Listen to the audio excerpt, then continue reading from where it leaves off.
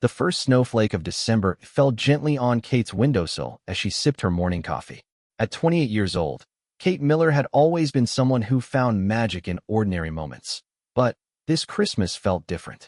There was something electric in the air, a sense of anticipation that made her heart flutter like a child's on Christmas morning. Kate worked as a children's librarian in the small town of Evergreen Valley, a place where everyone knew everyone. And Christmas was more than just a holiday. It was a month-long celebration that brought the entire community together. The library where she worked sat at the heart of the town square, surrounded by maple trees that now stood bare against the winter sky, their branches waiting for snow to transform them into something magical. As she walked to work that Monday morning, Kate noticed that the town was already beginning its transformation. Mrs. Henderson from the flower shop was hanging garlands around her storefront, while Tom Baker was testing the Christmas lights that would soon illuminate the entire square. The air smelled of pine needles and cinnamon, carried on the wind from the Christmas tree farm just outside of town.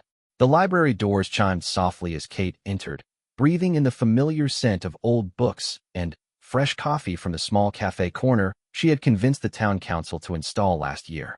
The children's section, her domain, was already decorated with paper snowflakes that local school children had made during their last visit.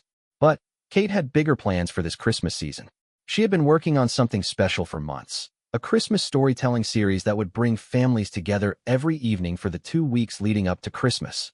Each night would feature a different story, complete with decorations, costumes, and interactive elements that would make children feel like they were stepping into a fairy tale. Her best friend and colleague, Sarah, arrived just as Kate was setting up the first display. Sarah was the practical one between them, always keeping Kate grounded when her imagination threatened to run away with her. But even Sarah couldn't hide her excitement when she saw what Kate had planned. "Kate, this is incredible," Sarah said, looking at the miniature winter wonderland Kate had created in the corner of the children's section. There were tiny houses with lights that actually worked, a small train that circled through a snowy landscape, and shelves arranged to look like a magical forest where stories came to life. "I want this Christmas to be special," Kate explained, adjusting a tiny figurine of a snow angel. "These kids, they're growing up so fast. Some of them are already saying they don't believe in Santa anymore. I want to give them back that sense of wonder, that feeling that anything is possible." The morning passed quietly, with only a few regular visitors checking out books and enjoying coffee. But as afternoon approached, Kate could feel the excitement building. She had sent flyers home with every child in town, inviting families to the first night of her Christmas story series. She had no idea how many people would come, but she hoped it would be enough to make the effort worthwhile. At 3 o'clock, just as Kate was making final adjustments to her display, the library doors opened, and in walked someone she hadn't expected to see. Michael Davidson stood in the doorway, looking slightly out of place among the books and children's decorations. Kate's heart skipped a beat. Michael had grown up in Evergreen Valley, just like Kate, but he had left for college 12 years ago and never came back. He was now a successful architect in the city, designing buildings that Kate had only seen in magazines. They had dated briefly in high school, sharing dreams of traveling the world together, but life had taken them in different directions. "Kate." His voice was exactly as she remembered it, warm and slightly uncertain. "I heard about your Christmas story series. I was wondering if I could help." Kate felt her cheeks flush, suddenly, aware that she was wearing an old sweater with a reindeer on it, and that her hair was probably messy from crawling around on the floor setting up decorations. "Michael, what are you doing here? I thought you were living in Chicago." "I moved back last month," he said, walking closer to where she stood. "My mom hasn't been well, and I decided it was time to come home. I've been looking for ways to get involved in the community again, and when I heard about what you were doing here, I thought maybe I could help with the building aspects. You know, if you need any props or set pieces." Kate's mind raced. Having Michael help would be amazing. He had always been creative, and his architectural skills would be perfect for creating the magical environments she envisioned. But working closely with him would also bring back memories and feelings she had spent years trying to forget. "I would love the help," she heard herself saying. "But are you sure you have time? This is a pretty big commitment." Michael smiled, and Kate felt her heart do that fluttering thing again. "I have all the time in the world. Besides, I've missed this place. I've missed the way Christmas feels here." They spent the rest of the afternoon going over Kate's plans for the story series. She had mapped out 14 different stories, each with its own theme and required decorations. There would be the night before Christmas with a full-size sleigh, the Nutcracker with dancing figures, and a Christmas Carol with a Victorian street scene. Michael listened intently, occasionally sketching ideas in a notebook he pulled from his jacket pocket. "Kate, these are incredible ideas," he said as she finished explaining her vision for the final night, which would feature an original story she had written about the magic of Christmas bringing a community together. "But this is a massive undertaking. How were you planning to do all this alone?" "I wasn't sure," Kate admitted.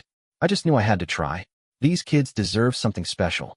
Michael was quiet for a moment, studying the sketches he had made. "What if we built modular pieces that could be reconfigured for different stories? I could design them so they're easy to move and store, but elaborate enough to really transform the space." Kate felt tears prick at her eyes. This was exactly what she had dreamed of but hadn't dared to hope for. "Michael, that would be perfect. But I can't pay you for all that work." "I don't want payment," he said softly. "I want to be part of something meaningful again. In the city, I spent my days designing office buildings and shopping centers. This would be the first thing I've worked on in years that actually matters." As evening approached, people began arriving for the first night of the story series. Kate watched through the library windows as families walked across the town square, children bundled up in winter coats, their faces bright with anticipation. Her stomach fluttered with nerves. The first to arrive was the Johnson family, parents Mark and Linda with their 3 children, ages 5, 7, and 9. The youngest, Emma, immediately ran to the Winter Wonderland display, pressing her nose against the glass case where the tiny train was chugging along its track. "Miss Kate, did you make this?" Emma asked, her eyes wide with wonder. "I did," Kate said, kneeling down to Emma's level. "Do you want to help me start the train for tonight's story?" Soon, more families arrived. The Martinez family with their twin boys, the elderly Mr. and Mrs. Chun who came to every library event, young couples without children but who loved stories anyway, and even some teenagers who pretended they were too cool for fairy tales but couldn't resist the magic Kate had created. By 6 o'clock, 37 people had gathered in the children's section of the library. Kate had arranged chairs and cushions in a semicircle around a comfortable reading chair that Sarah had draped with twinkling lights. The lights were dimmed, leaving only the warm glow from Kate's Winter Wonderland and the reading area. Kate had chosen the Polar Express for the first night, and she had prepared accordingly. She wore a conductor's hat that Michael had somehow procured during their afternoon planning session, and she had created tickets for each child that looked just like the ones in the story. "All aboard," Kate called out, and the children giggled as she punched their tickets with an old-fashioned hole punch. Michael had positioned himself in the back of the room, operating a small speaker system he had quickly set up to provide train sound effects. As Kate began reading, something magical happened. The room seemed to transform around them. The sound effects, the twinkling lights, and Kate's animated storytelling combined to create an experience that felt real. Children leaned forward in their seats, parents found themselves caught up in the story, and even the teenagers in the back row stopped checking their phones. When Kate reached the part of the story where the boy hears the silver bell from Santa's sleigh, she produced an actual silver bell and rang it softly. The sound was clear and pure, and in that moment, Kate could see belief flickering in the eyes of children who had been losing their faith in magic. 8-year-old Jake Martinez, who had announced to his mother just last week that Santa wasn't real, raised his hand tentatively. "Miss Kate, do you think some people really can hear Santa's bells?" Kate met his eyes seriously. "I think some people never lose their ability to hear magic, Jake. And sometimes, if we listen very carefully and believe very hard, we might hear it too." After the story ended, families lingered, reluctant to break the spell. Children explored Kate's Winter Wonderland while parents chatted quietly, many of them remarking that they hadn't felt this peaceful and happy in months. The holiday season so often became about rushing from one obligation to another, but tonight felt different. Michael approached Kate as she was saying goodbye to the last family. "That was incredible," he said. "I haven't seen kids that engaged in anything for a long time." "It felt good," Kate agreed, suddenly aware of how tired she was. Setting up the display, managing the crowd, and performing the story had taken more energy than she had expected, but it was the good kind of tired that came from doing something meaningful. "Kate, about tomorrow night," Michael said. "I think I can have some basic set pieces ready. Nothing too elaborate, but enough to make the story come alive." Kate looked at him in surprise. "How?" "We just planned this today." Michael grinned. looking like the boy she remembered from high school who always had ambitious projects and somehow made them work. I might have called in a few favors, and I might have a workshop full of materials I've been looking for an excuse to use. After Michael left, Kate and Sarah cleaned up the children's section, putting chairs back in place, and carefully storing Kate's winter wonderland for the next evening. So, Sarah said with a knowing look, Michael Davidson is back in town. It's not what you're thinking, Kate said quickly, though she could feel her cheeks warming. I'm not thinking anything, Sarah said innocently. I'm just observing that you've been smiling more in the last 4 hours than you have in the last 4 months. Kate paused in her cleaning to consider this. It was true that she had been feeling restless lately, like something was missing from her life. She loved her job and her community, but there had been a loneliness growing inside her that she hadn't wanted to acknowledge. Having Michael here, working on something creative together, had awakened a part of herself that had been sleeping. He's only here temporarily, Kate said, more to remind herself than to inform Sarah. He'll probably go back to the city after Christmas. Maybe, Sarah said. Or maybe coming home will remind him of what he's been missing. As Kate drove home that night, she passed through the town square, which was now fully lit with Christmas lights. The sight never failed to make her smile, but tonight it felt especially magical. She found herself thinking about Michael's smile when he saw how the children responded to the story, and the way he had immediately understood her vision and wanted to be part of it. At home in her small cottage on Maple Street, Kate made herself a cup of hot chocolate and sat by her own fireplace, replaying the evening's events. She pulled out her notebook and began reviewing her plans for the next 13 nights. Tomorrow would be the Nutcracker, followed by How the Grinch Stole Christmas, then The Little Match Girl, and so many others. Each story would need its own magic, its own special touches that would make children believe and wonder again. And now she had Michael to help make those visions reality. She thought about the way his eyes had lit up when she explained her ideas, and how he had immediately started sketching ways to bring them to life. Kate fell asleep that night with snowflakes tapping gently against her window, and dreams of Christmas magic dancing in her head. She didn't know it yet, but this was just the beginning of a Christmas season that would change her life forever. In her dreams, she could hear the sound of silver bells ringing, just like in the story she had read, and somehow she knew that this Christmas would be the most magical one yet. The next morning brought more snow, and Kate woke to find her cottage surrounded by a winter wonderland that seemed designed specifically for Christmas stories. As she prepared for another day at the library, she found herself humming Christmas carols and looking forward to seeing what Michael had created overnight. She had the feeling that tonight's story would be even more magical than the first, and she could hardly wait to see the wonder in the children's eyes. Kate arrived at the library early Tuesday morning to find that Michael had already been there. Somehow, he had managed to transform the children's section overnight. Where yesterday there had been simple chairs arranged in a circle, now there stood an elegant backdrop painted to look like a grand ballroom with golden columns and crystal chandeliers. The detail work was extraordinary. Every chandelier crystal was individually painted, and the marble floor pattern looked so real that Kate found herself checking to make sure it was actually just painted plywood. How did you do all this? Kate gasped, running her fingers along the smooth painted surface. The backdrop was modular, just as Michael had promised, with panels that could be rearranged or removed entirely for different stories. Michael emerged from behind the backdrop, his hair tousled, and paint smudges on his shirt. I may have stayed up all night, he admitted with a sheepish grin. But I had help. Turns out word travels fast in this town, and by 9 o'clock last night, I had Mrs. Peterson offering to paint details, her grandson Jake helping me cut wood, and half the volunteer fire department carrying pieces up here. Kate felt her heart swell. This was what she loved most about Evergreen Valley, the way the community came together when someone needed help. But this was more than just community spirit. People were genuinely excited about what she and Michael were creating. There's more, Michael said, leading her to a large box in the corner. Inside were costumes, beautiful, elaborate costumes that looked like they belonged in a professional theater production. There was a Nutcracker uniform with gold braiding, a Mouse King outfit complete with a crown, and flowing dresses for the Sugar Plum Fairy and Clara. Michael, these must have cost a fortune, Kate protested, but he waved her concerns away. Mrs. Henderson's sister used to work in costume design for the theater in the city. She had these in storage and was thrilled to see them used again. Everything has been donated, Kate. People want to be part of this.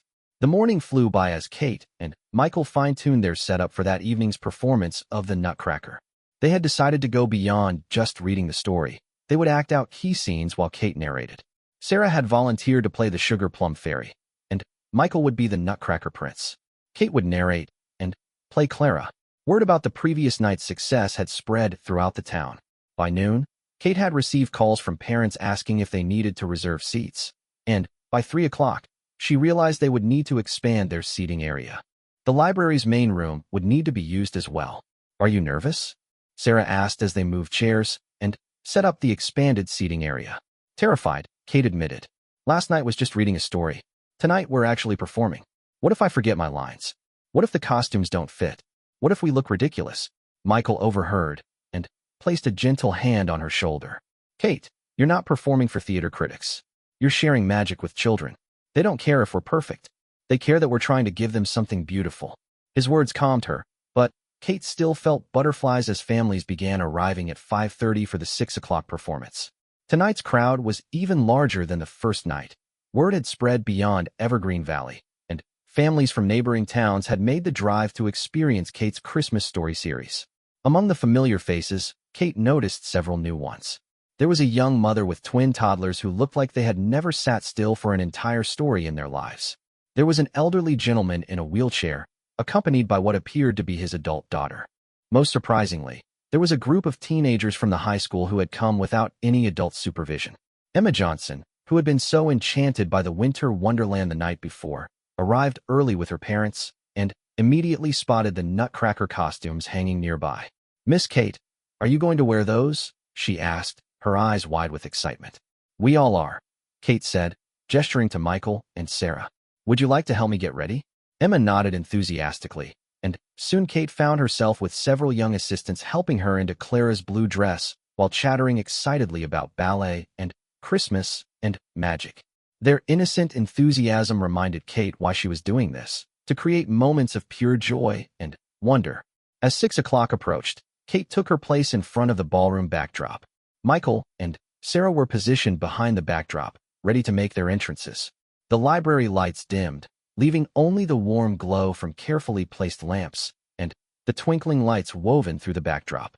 "Once upon a Christmas Eve," Kate began, her voice carrying clearly through the hushed room, "there lived a little girl named Clara who believed in magic." As Kate narrated the familiar story, the performance unfolded around her. Michael appeared as the mysterious godfather Drosselmeyer, presenting Clara with the wooden nutcracker. When the clock struck midnight and the story moved into the magical realm, the transformation was breathtaking. Sarah emerged as the Sugar Plum Fairy, her movements graceful and ethereal in the flowing costume. Michael's transformation from the wooden nutcracker into the handsome prince drew gasps from the children in the audience. But it was the battle scene with the Mouse King that truly captured everyone's attention. Michael had recruited Jake Martinez to play the Mouse King, and the boy threw himself into the role with enthusiasm. The battle was carefully choreographed to be exciting without being scary, and when Clara threw her slipper to save the Nutcracker Prince, the entire audience cheered. The land of sweet sequence that followed was pure magic. Michael had created portable set pieces that could be quickly moved to transform the space.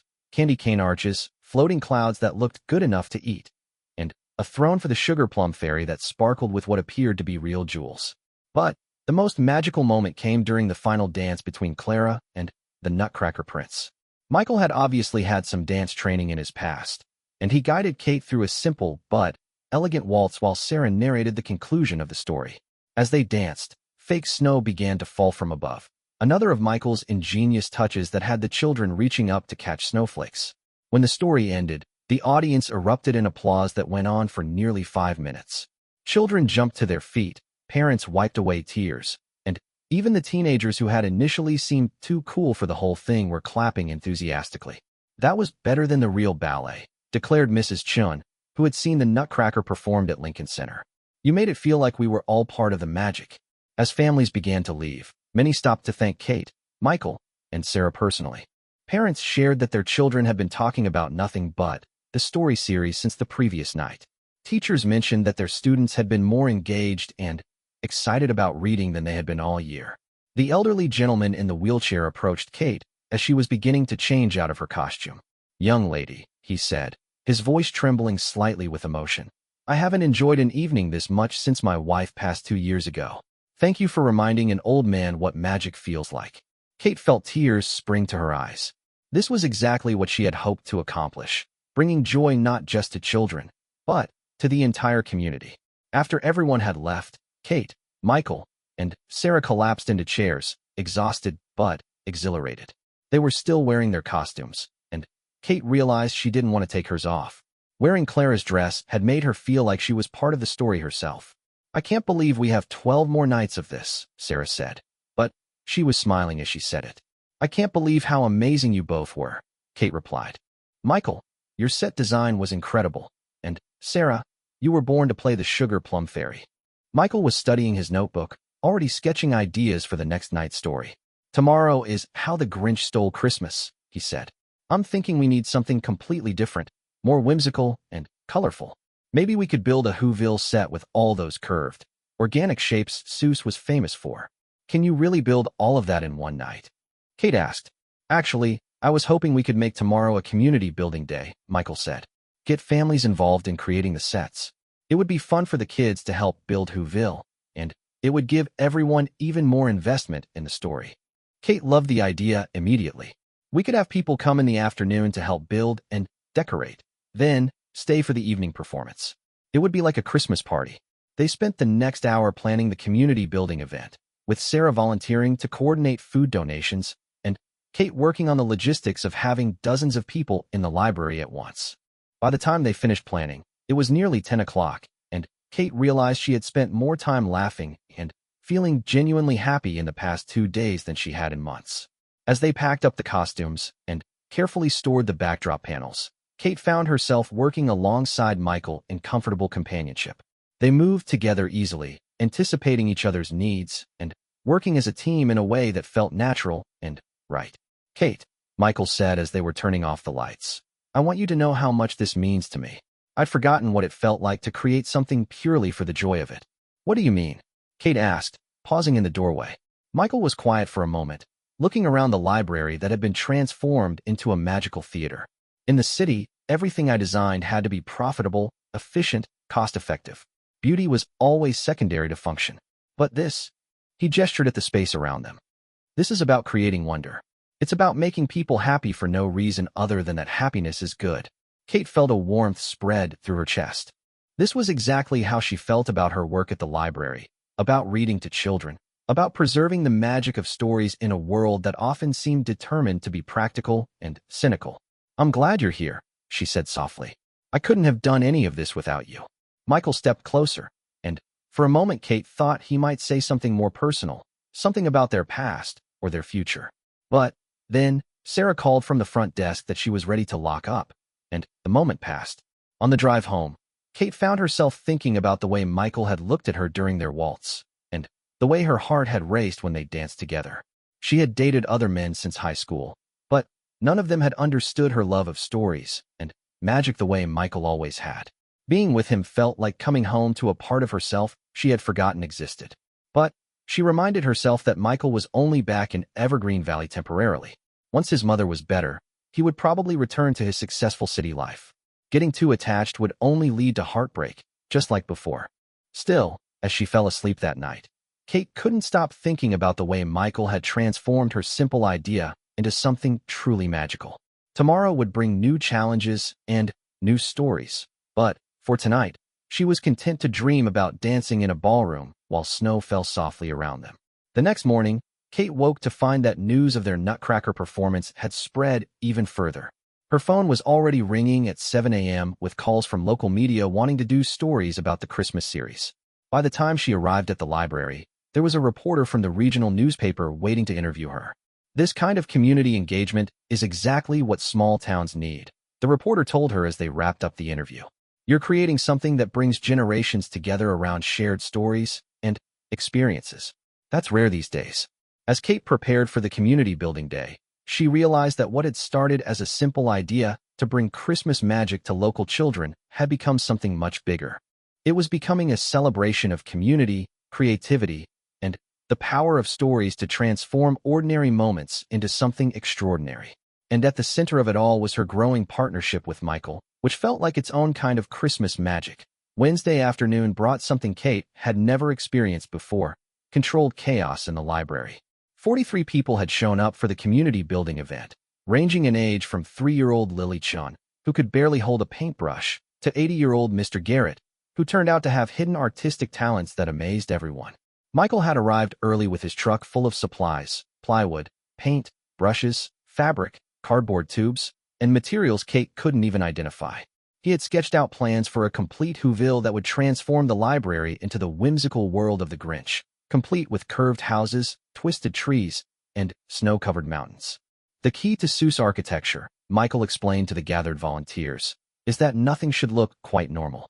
Everything curves when it should be straight, leans when it should stand up straight, and comes in colors that don't exist in nature. Emma Johnson immediately claimed the job of painting polka dots on what would become the tallest house in Whoville. Her younger brother Sam volunteered to help, which mostly meant getting more paint on himself than on the plywood. The Martinez twins took charge of creating paper bag clouds that would hang from the ceiling, while their father helped Michael cut curved doorways and windows. Kate found herself working alongside Mrs. Peterson, the retired art teacher, who had appointed herself supervisor of color coordination. "Dear, that green is far too realistic," she told Jake Martinez. "In Whoville, green should be more of a lime mint pickle color that makes you think of Christmas trees and summer grass at the same time." Somehow, Mrs. Peterson's nonsensical color descriptions made perfect sense to everyone, and soon they were creating shades that Dr. Seuss himself would have approved of. The teenagers from the high school had taken over the task of creating the Grinch's mountain lair, complete with jagged rocks and a cave entrance that looked appropriately menacing.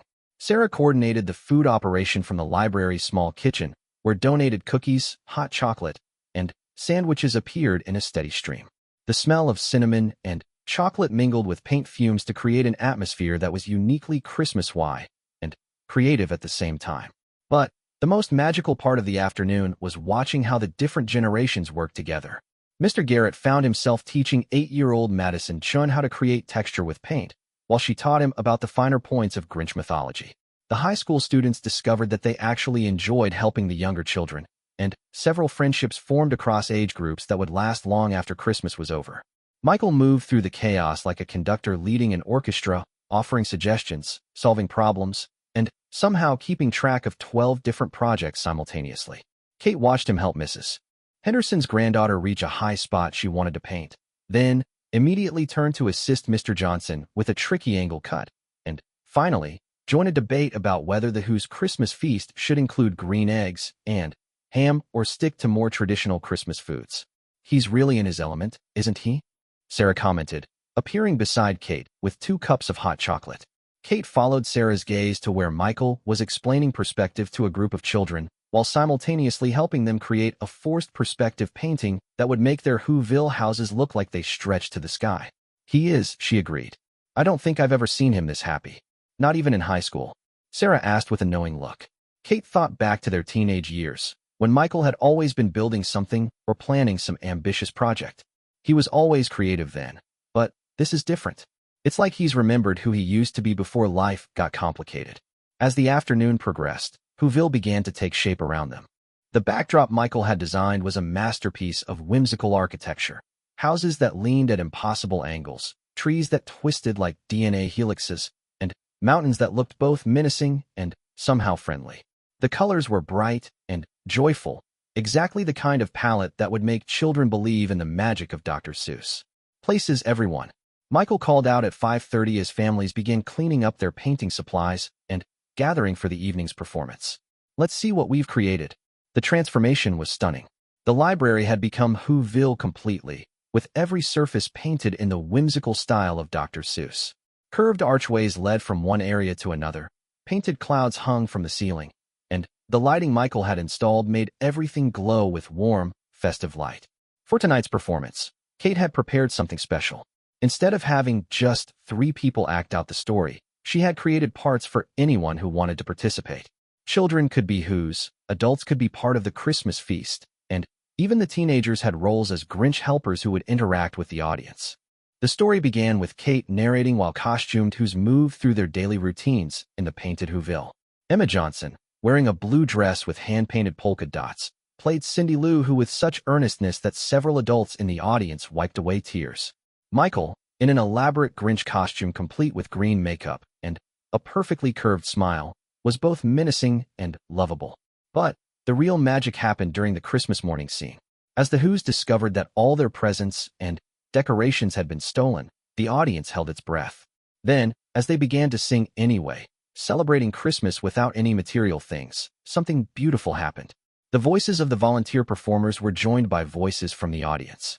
Parents and children, teenagers and seniors, all began singing together in a moment of pure community joy that had nothing to do with performance and everything to do with shared human connection. When the Grinch's heart grew 3 sizes that day, Kate looked out at the faces in the audience and realized that the same thing was happening to all of them. This wasn't just a story anymore. It was a celebration of what mattered most about Christmas, about community, about coming together to create something beautiful. The applause at the end was thunderous, but it was followed by something even better. People didn't want to leave. Families lingered in the painted Whoville, taking pictures and exploring the details they had helped create. Children who had been shy at the beginning of the afternoon were now chatting easily with adults they had just met. The teenagers were already asking what they could help build for tomorrow's story.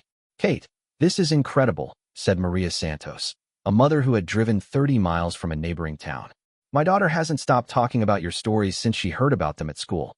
But this, participating in building the world, and then seeing the story come to life in that world, it's like nothing I've ever experienced." Similar conversations were happening all around the library. Parents were remarking on how engaged their children had been, not just during the story but throughout the entire building process. Several adults mentioned that they had forgotten how much they enjoyed being creative, how satisfying it was to make something beautiful with their hands. "Miss Kate," said Tyler, one of the high school students who had painted the Grinch's lair, "this is actually really cool. Like, I thought it would be kids' stuff, but building sets is basically like theater tech, and the stories are actually pretty deep when you think about them." Kate felt a warmth spread through her chest that had nothing to do with the hot chocolate she was drinking. This was exactly what she had hoped to create. Not just entertainment, but engagement. Not just stories, but experiences that brought people together and reminded them of the joy in creativity and community. As the evening wound down and the last families prepared to leave, Kate found herself alone with Michael in the painted Whoville they had created together. Sarah had gone home early, tired from the day's coordination efforts, and the volunteers had finished cleaning up around 9 o'clock. "Can you believe we have 11 more nights of this?" Kate asked, settling into one of the painted Whoville houses that was just the right size for sitting. Michael joined her, leaning against a twisted Susian tree. "Honestly, I'm starting to think 11 more nights might not be enough." Kate looked at him in surprise. "What do you mean?" Michael was quiet for a moment, looking around at the whimsical world they had created. "When I first came back to help with this, I thought it would be a nice way to stay busy while I figure out what to do next with my life. But, Kate, this is the most fulfilled I've felt in years. Creating something that brings people joy, working with my hands, being part of a community again. I'd forgotten how much I missed it all. So what are you saying?" Kate asked, though her heart was beginning to race with possibility. "I'm saying that maybe coming home wasn't just about taking care of my mom. Maybe it was about remembering who I really am when I'm not trying to impress clients or meet deadlines or design buildings that nobody really needs." Kate felt a flutter of hope, but she forced herself to be practical. "Michael, you have a whole life in the city. A career, an apartment, probably relationships." "No relationships," Michael said quickly. "And the career?" "Kate, I spent 5 years designing shopping malls." "Shopping malls. Do you know how soul-crushing it is to spend your creative energy figuring out how to make people spend money they don't have on things they don't need?" Kate couldn't help but laugh at the disgust in his voice. "I take it you're not a fan of commercial architecture?" "I got into architecture because I wanted to design places where people could live beautiful lives," Michael said. "Instead, I ended up designing places where people could buy beautiful things made by other people. It's not the same thing at all." They sat in comfortable silence for a while, surrounded by the painted beauty they had created together. Kate found herself thinking about the joy on Michael's face as he had worked with the community volunteers, the way he had patiently explained perspective to children and helped elderly people reach high places to paint. This was the Michael she remembered from high school, creative, generous, full of ideas and energy for projects that mattered. "What would you do if you stayed?" she asked softly. Michael turned to look at her, his expression serious. I've been thinking about that. There's a need for affordable housing in this area. Young families can't afford to buy homes, and seniors need places to downsize to that keep them connected to the community. I could design residential projects that actually serve people instead of just generating profit. Kate felt her heart skip. That sounds like exactly the kind of work you should be doing. It would mean starting over, in a way, Michael continued. Building a new client base, working with different kinds of budgets, probably making less money than I do now. But, Kate, these last few days, working on something that matters. I can't remember the last time I went to sleep excited about what I'd be working on the next day. Kate understood exactly what he meant. Her work at the library often felt the same way. She wasn't making a lot of money, but she was making a difference in people's lives every day. There was a satisfaction in that no amount of money could replace. There's something else, Michael said, and his voice became softer, more personal.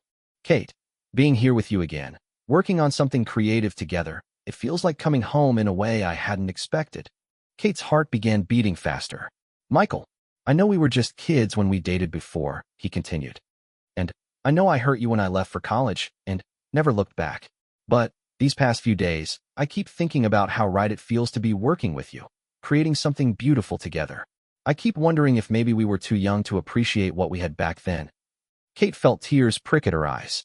She had wondered the same thing, but hearing Michael voice it made it seem real and possible and terrifying all at once. I wondered about that too, she admitted.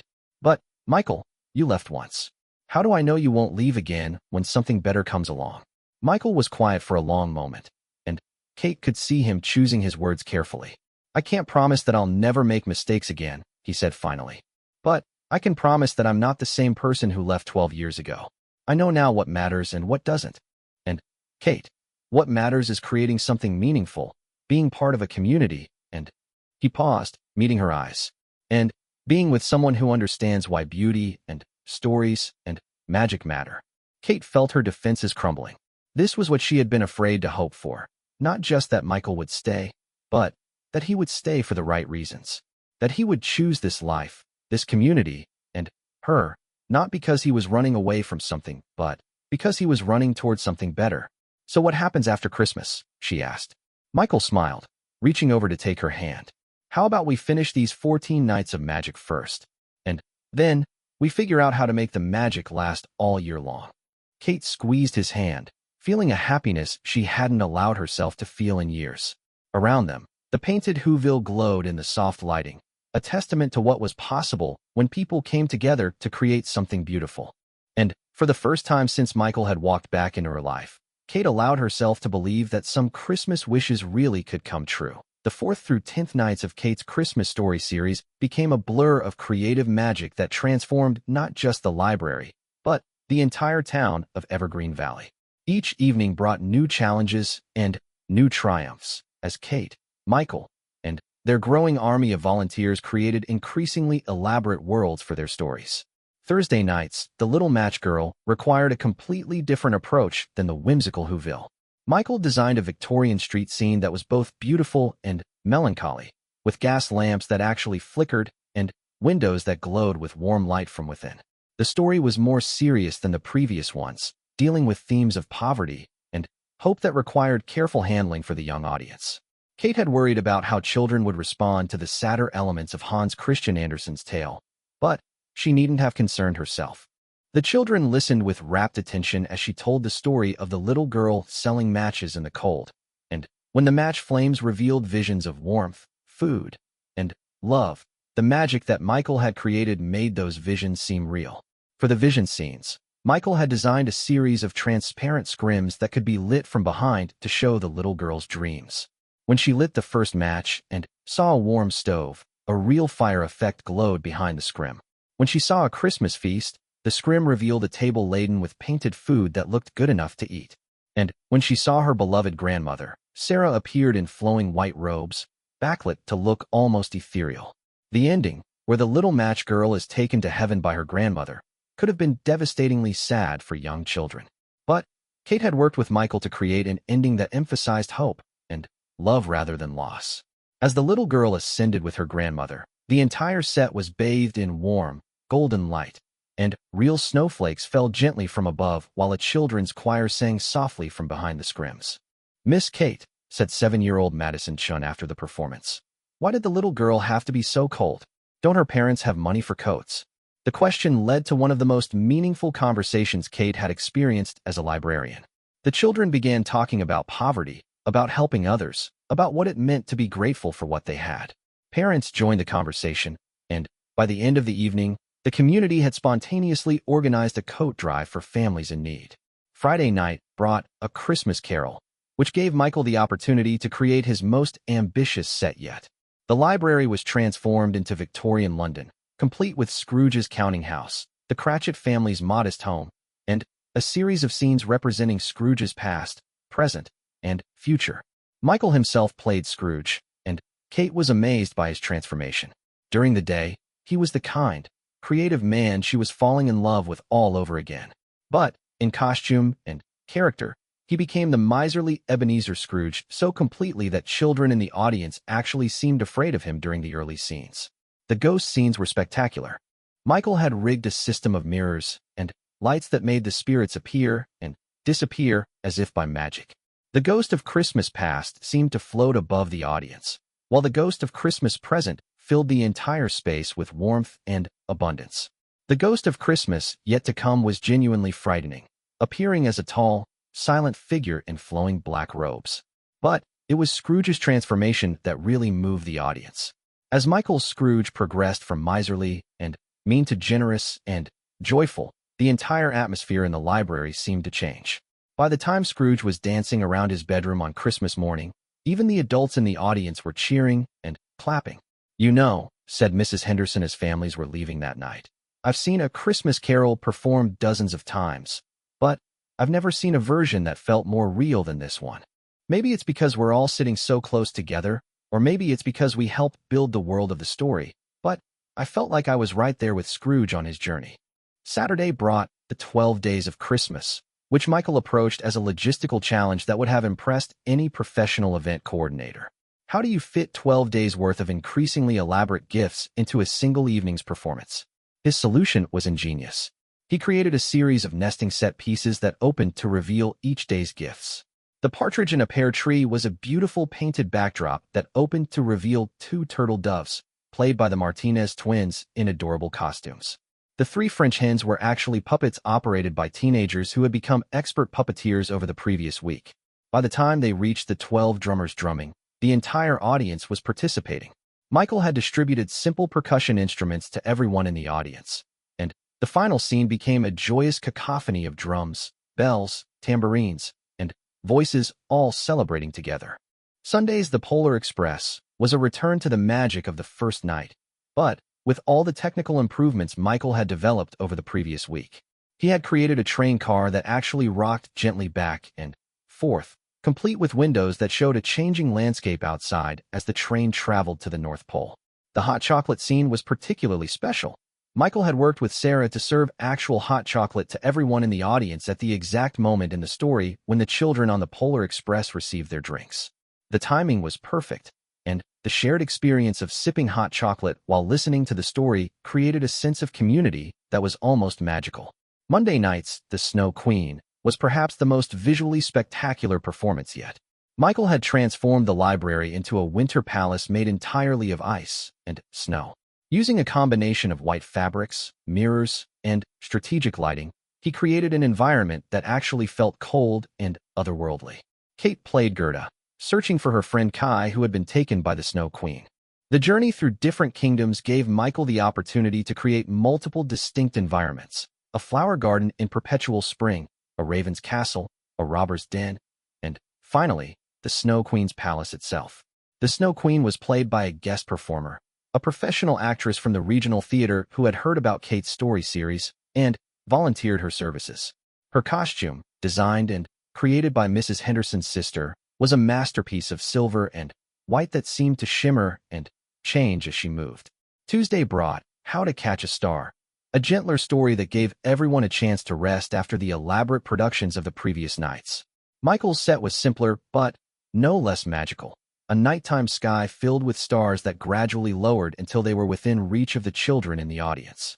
The story's message about patience and persistence resonated with the audience, many of whom had been following Kate's story series since the beginning and had seen how patience and hard work had created something truly special. Wednesday's The Snowy Day transformed the library into an urban winter wonderland. Michael created a cityscape covered in snow, with fire escapes and stoops and all the details that made Peter's neighborhood feel real and familiar. Real snow fell during the performance. Michael had somehow rigged a snow machine, and children were invited to make snow angels on white sheets spread across the floor. The simplicity of the story, a boy enjoying a day in the snow, was refreshing after some of the more complex tales they had performed. Kate watched children in the audience relax and smile as they recognized their own experiences of playing in the snow, and she realized that sometimes the most magical stories were the ones that reflected ordinary life back in extraordinary ways. By Thursday night's performance of The Nutcracker Suite, Kate and Michael had developed a rhythm of creation that felt effortless. They communicated with glances and gestures, anticipating each other's needs and working together with an efficiency that amazed their volunteers. This second Nutcracker performance was different from the first, more polished, more confident, but also more emotionally connected. Kate and Michael's dance during the final scene had an intimacy and grace that hadn't been there the first time, and several people in the audience commented afterward that they seemed to be dancing not just in character, but as themselves. Friday night brought them to the penultimate performance, The Christmas Rose, a lesser-known story that Kate had chosen because it dealt with themes of hope persevering in difficult circumstances. The story told of a rose that bloomed in the snow on Christmas Eve, bringing hope to a village that had lost faith. Michael created a garden setting that transformed throughout the story, beginning as a bleak winter landscape and gradually blooming into a garden of impossible beauty as hope returned to the village. The transformation was achieved through a combination of set changes and lighting effects that seemed truly magical. But the most magical aspect of the evening was the audience itself. Over the 10 previous nights, this group of people had become a community in the deepest sense. They had worked together, created together, and shared stories together. They had watched each other's children grow in confidence and creativity, had seen teenagers develop unexpected friendships with seniors, had witnessed the power of art to bring people together across all the boundaries that usually divided them.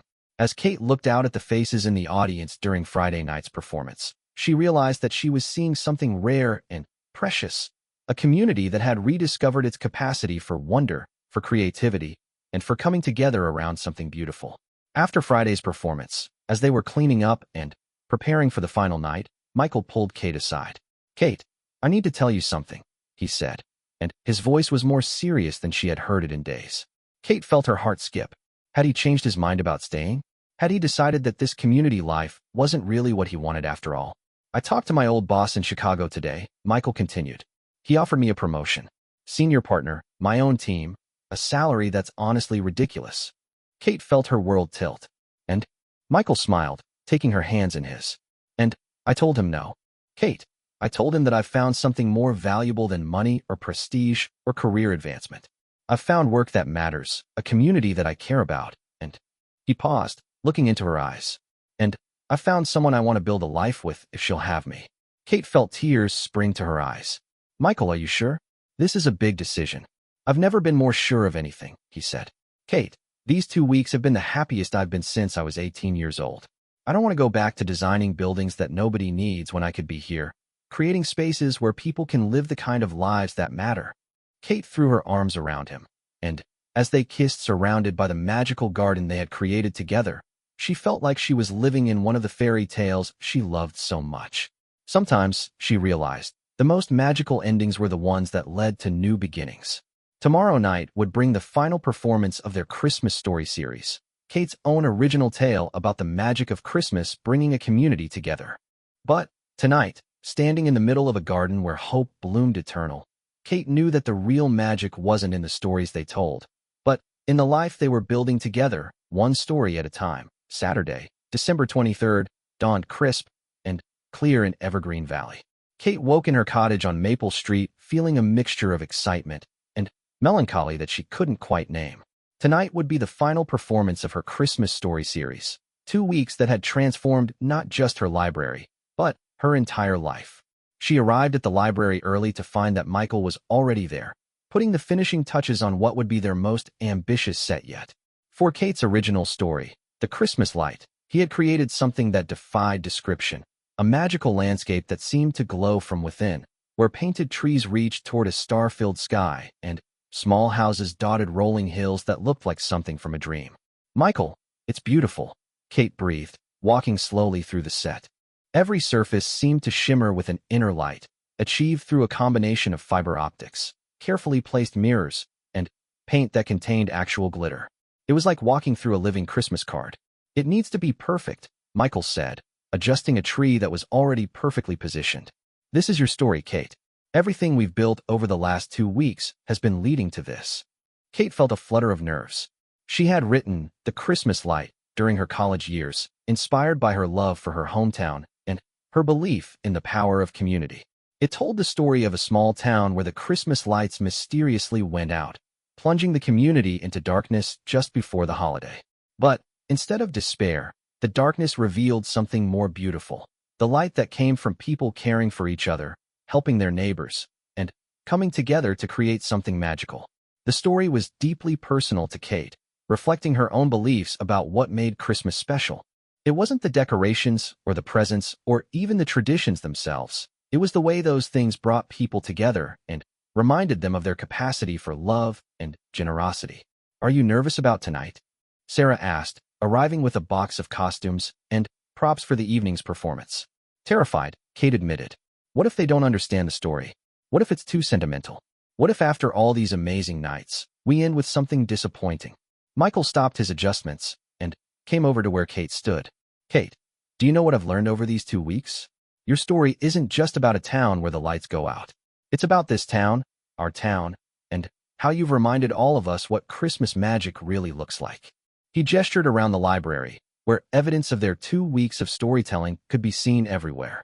Painted backdrops were stacked against walls, costume pieces hung from every available hook, and the smell of paint and glue and Christmas cookies had become permanently embedded in the air. Look what you've created, Michael continued.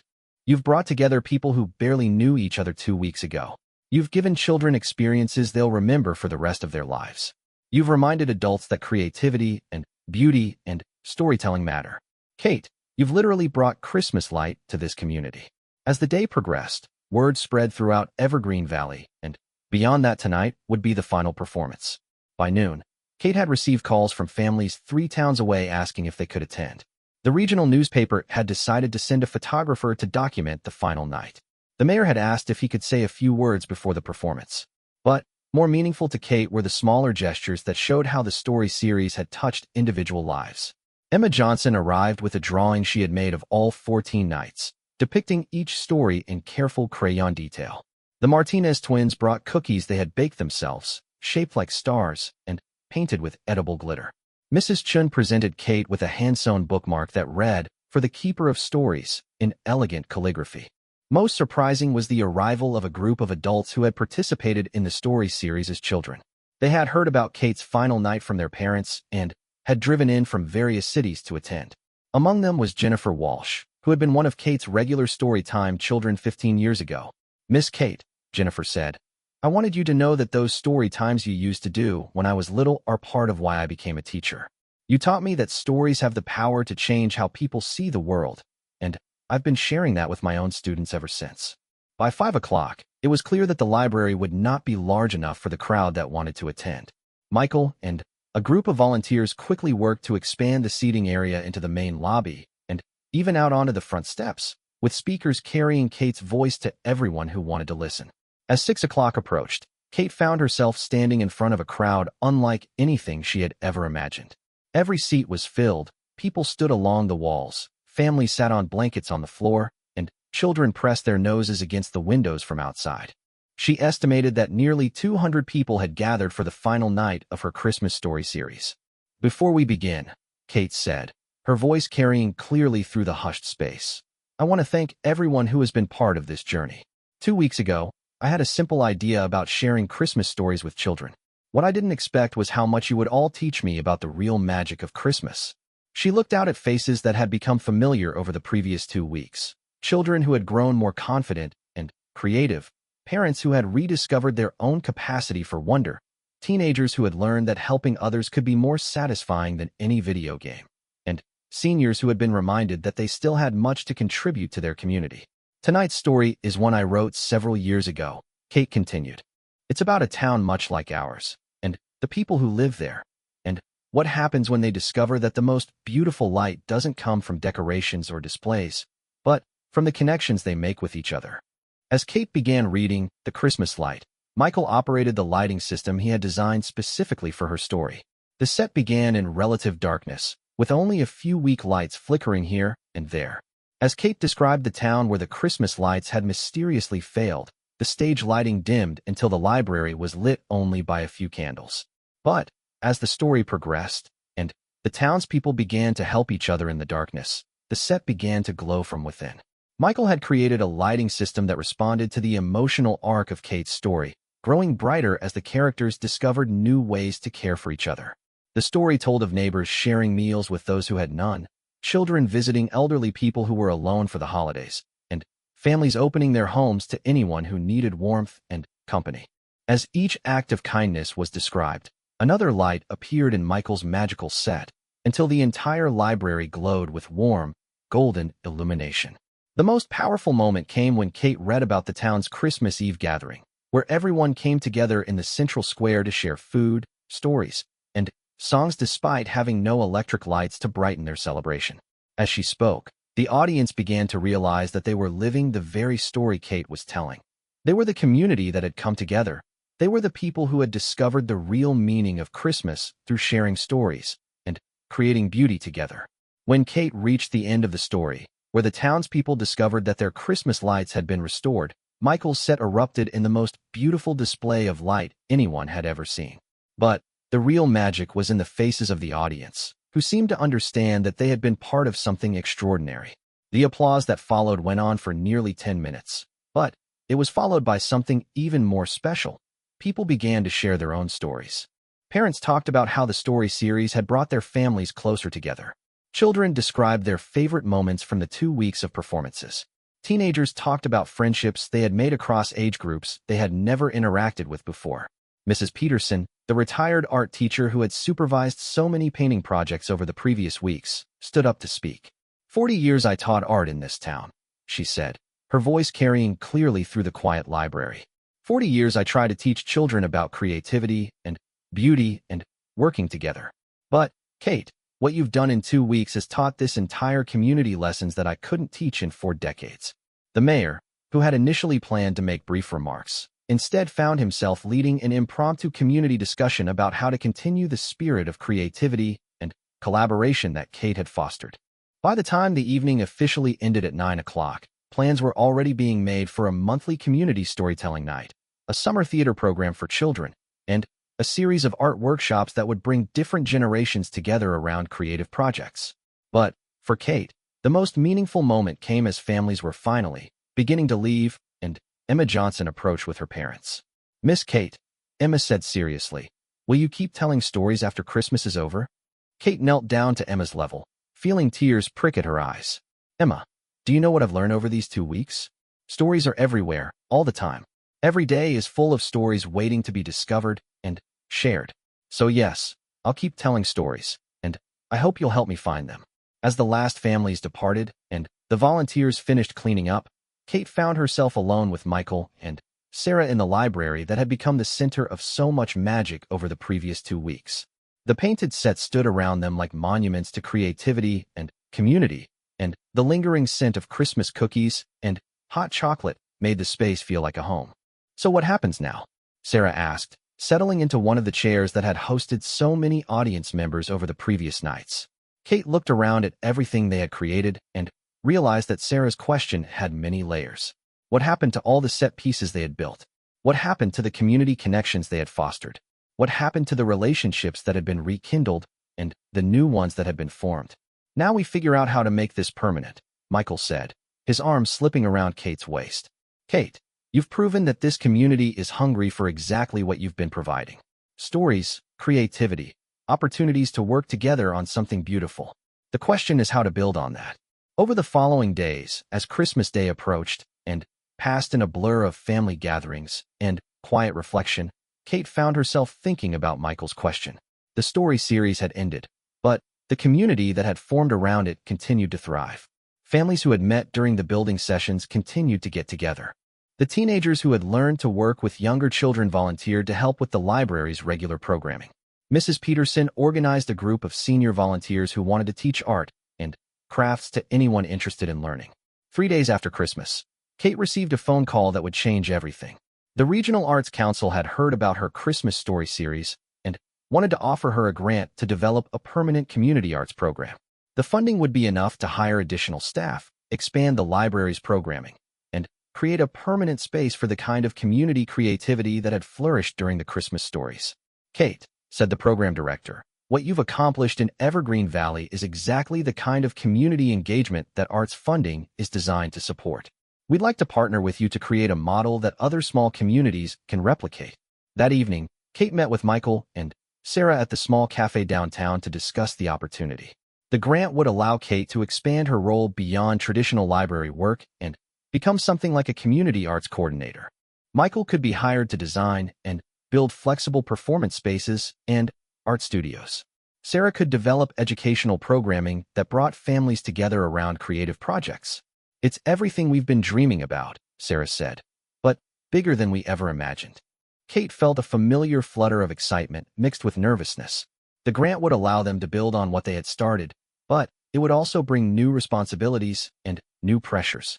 Would they be able to maintain the intimate, magical quality that had made the Christmas story series special, or would growth necessarily mean losing some of what made it precious? "What do you think?" Michael asked, reaching across the table to take her hand. Kate looked around the cafe, where several people who had been part of their Christmas story audiences were sitting at other tables, and where the walls were now decorated with artwork created during their community building sessions. Through the window, she could see the town square where all of this had started, now lit with Christmas lights that would soon be taken down but replaced with the year-round glow of a community that had remembered how to create beauty together. "I think," Kate said slowly, "that this is exactly what stories are supposed to do. They're supposed to plant seeds that grow into something bigger and more beautiful than anyone imagined." 6 months later, the Evergreen Valley Community Arts Center held its grand opening in a renovated building next to the library.